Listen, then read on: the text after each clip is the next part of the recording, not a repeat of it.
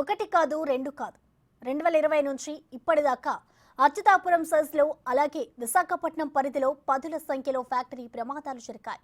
వరుస ఘటనలు జరిగినా పాఠాలు మాత్రం నేర్వడం లేదు. ఈజ్ ఆఫ్ డూయింగ్ పేరుతో పరిశ్రమలకు అనుమతులు ఈజీగా వచ్చేస్తున్నాయి. మరి పెట్టిన ఇండస్ట్రీలో సేఫ్టీ ఆడిట్ జరుగుతోందా? కంపెనీలపై కఠినంగా వ్యవహరిస్తే మూతపడతాయన్న భయాలున్నాయా? సేఫ్టీ చర్యలు, కీలక కెమికల్ రియాక్షన్లు నిపుణులతో కాకుండా కొత్త వారితో ప్రయోగాలు చేయిస్తున్నారా?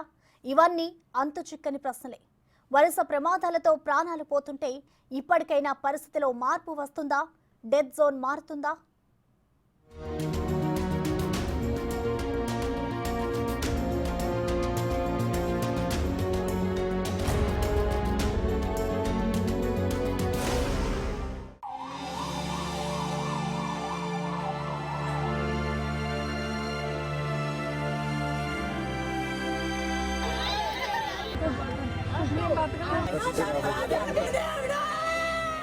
ఈ అచ్యుతాపురం సెజ్ను ఆనుకునే దిబ్బపాలెం ఉంది. అక్కడ వాహనం టైరు పేలిన రియాక్టర్ పేలిందేమోనన్న భయాందోళనతో జనముంటారు. ఏ చిన్న శబ్దం విన్నా దూరంగా పరిగెత్తటం కామన్ అయ్యింది. ఇక భోపాల్ ఘటన తరహా విషవాయువులు లీకైతే రాత్రికి రాత్రే ప్రాణాలు పోయే ప్రమాదం పొంచి ఉంటుంది. గాలి దిశతో పాటే వచ్చే వాయువులు పీల్చుకుని ఇప్పటికే చాలా మంది అస్వస్థతకు గురయ్యారు. స్పృహ తప్పి పడిపోయిన ఘటనలు ఉన్నాయి. 2022 మేలో అచ్యుతాపురం సెజ్లోని వస్త్ర పరిశ్రమలో ఇలాగే జరిగింది. చాలా మంది పరిగెత్తుతూ పడిపోయారు. ఫ్యాక్టరీలు వస్తున్నాయంటే అప్పట్లో భూములిచ్చారు. ఫ్యాక్టరీలొచ్చాయి. వాటికి సమీపంలోనే నిర్వాసితుల కాలనీ ఇచ్చారు.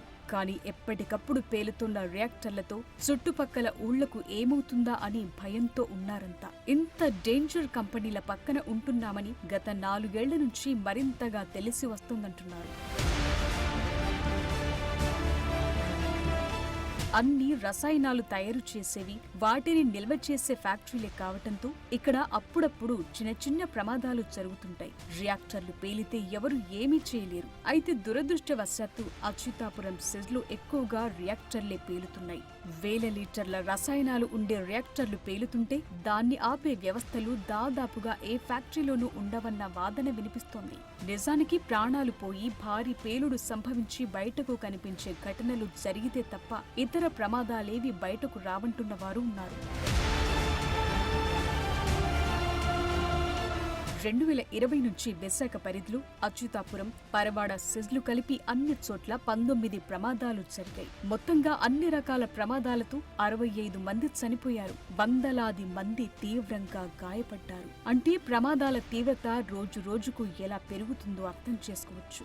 అచ్యుతాపురం సెజ్లో 130 వరకు రెడ్ కేటగిరీ ఫ్యాక్టరీలున్నాయి. ఫార్మా, కెమికల్ పరిశ్రమల్లో రియాక్టర్ల వద్ద ఉష్ణోగ్రతలు, ప్రెషర్ గేజ్లు సరిగా పనిచేస్తున్నాయో లేదో ఎప్పటికప్పుడు అలర్ట్ గా ఉండి చెక్ చేసుకోవాలి. ఒత్తిడి ఎక్కువైనప్పుడు సెన్సార్ల ద్వారా అలారం మోగే వ్యవస్థ ఖచ్చితంగా ఉండాలి. రియాక్టర్ పై మూతలూడిపోయి ఆ కెమికల్స్ బయటకొచ్చి ప్రాణ నష్టానికి కారణమవుతున్నాయి. నిజానికి పరిశ్రమల్లో అడ్వాన్స్డ్ ఆటోమేటిక్ వ్యవస్థలుండాలి. కానీ అదే జరగటం లేదు. అంతా మాన్యువల్ చెకింగ్స్ తో సమస్యలు పెరుగుతున్నాయి. ఒకసారి ఇటీవలి కాలంలో జరిగిన ప్రమాదాల తీవ్రతను చూద్దాం.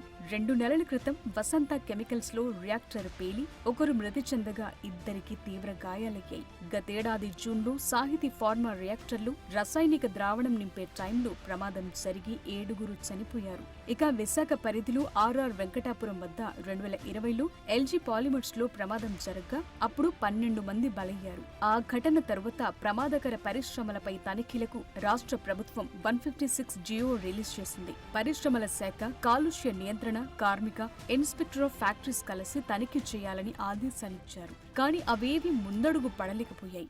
ఏదైతే ఈజీ డూయింగ్ బిజినెస్ ఎట్లయితే చూసామో ఇప్పుడు స్పీడ్ ఆఫ్ డూయింగ్ బిజినెస్ మాట్లాడుతున్నాం.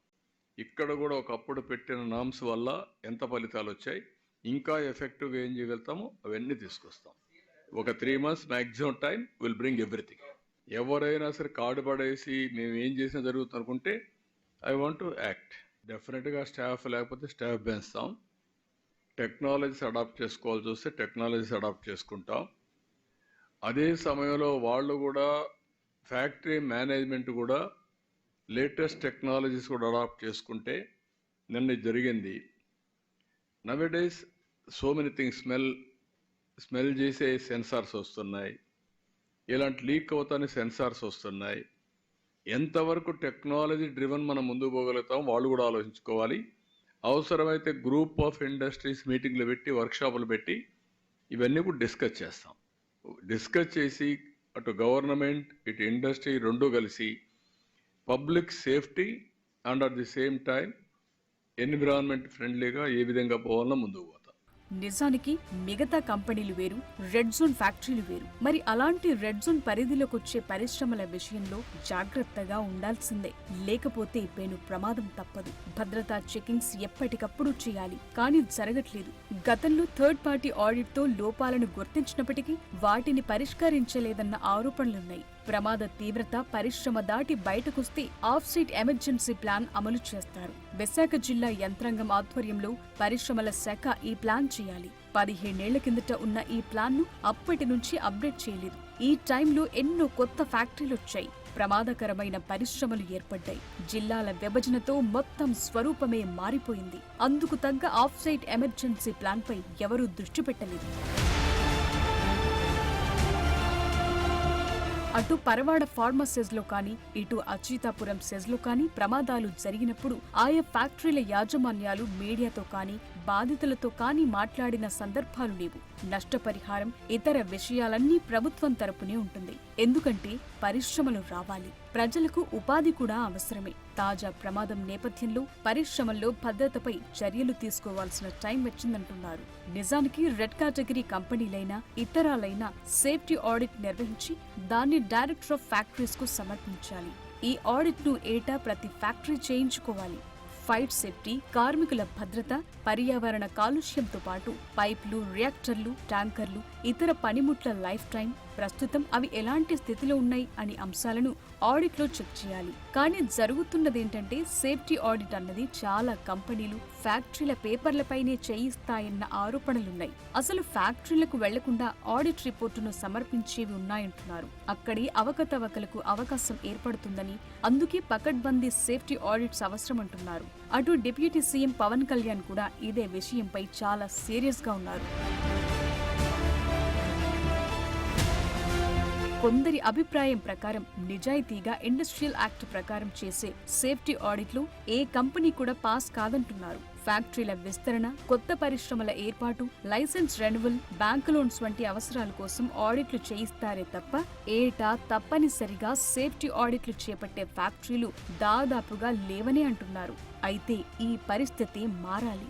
ఇప్పుడు కూటమి ప్రభుత్వం కూడా ఈ దిశగా చర్యలు తీసుకునేందుకు సిద్ధమవుతోంది. ముఖ్యంగా అమ్మో అచ్యుతాపురం అనుకునే పరిస్థితిని మార్చాలనుకుంటోంది. రెడ్ కేటగిరీ పరిశ్రమల సేఫ్టీ చెకింగ్స్ కు త్వరలోనే శ్రీకారం చుట్టడం ఖాయంగానే కనిపిస్తోంది.